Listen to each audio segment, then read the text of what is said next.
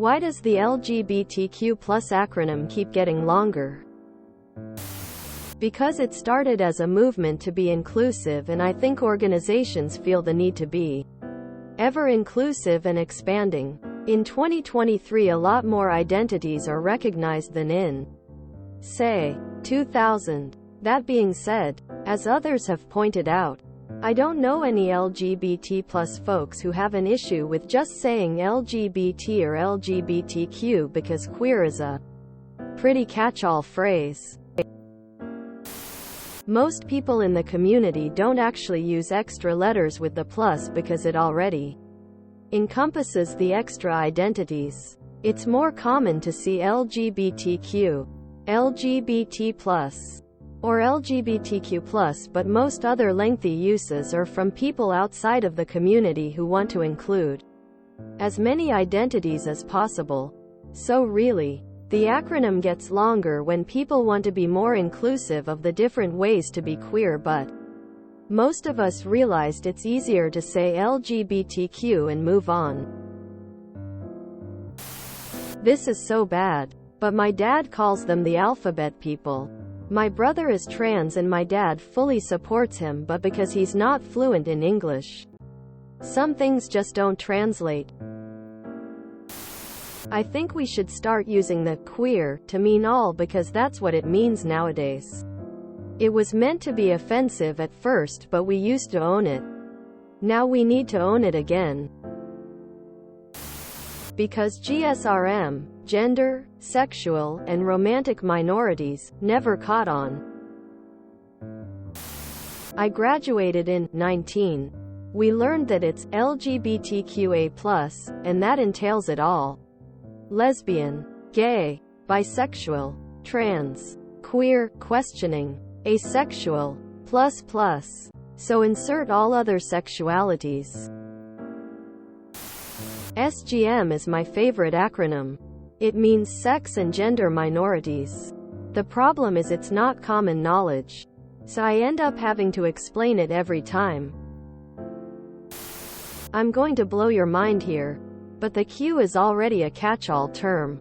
They just like to triple down and make it that much more vague as to who is included in this group and who isn't. Hint: it's everyone, except straight, white males who have always identified as males. I'm gonna be real, I haven't seen the acronym get extended since like 3 or 4 years ago. Serious answer.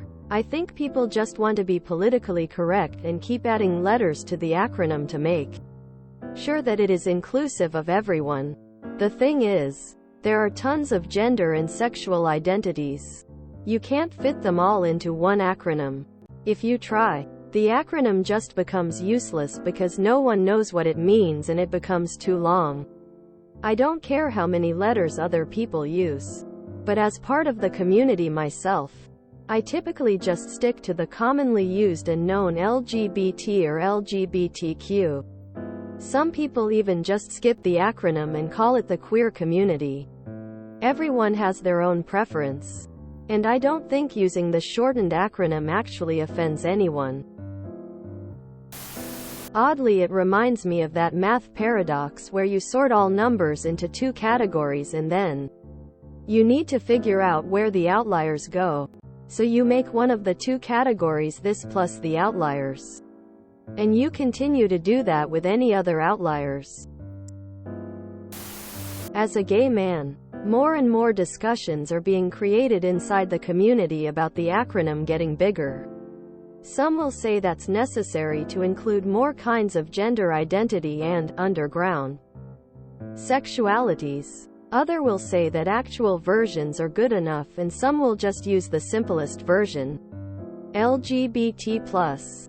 In my opinion, LGBT+ is already enough, but in a formal context, using longer versions would be better. Like LGBTQ+, it's a really subjective thing that I don't care too much, tbh. The plus is sort of a catch-all, yeah, lol. But some want their identity to be like extra included and not accidentally forgot about in the plus ending. I personally just use queer. It's a fun word. Also reminder that the A does not stand for ally. It doesn't. Most sensible people just say LGBTQ+. As a gay person, trust me when I tell you they like to be dramatic. They should simplify it to EBSP everyone but straight people. Hasn't it always been LGBTQ+? As a gay person, we have pretty much been continuously using LGBTQ. The Q was already a catch-all. I think the extra letters have good intention. But some of my work emails have 20 letters and at that point it's become, everyone not a straight white cis male, grimace. Progress. For a while, the theme song to Gilligan's Island referred to the professor and Marianne as, and the rest. They later fit their names into the song with everyone else. If you enjoyed this video, please check out our playlists full of similar content. Epic Eracast is like doom scrolling for your ears. Please like, share, and subscribe.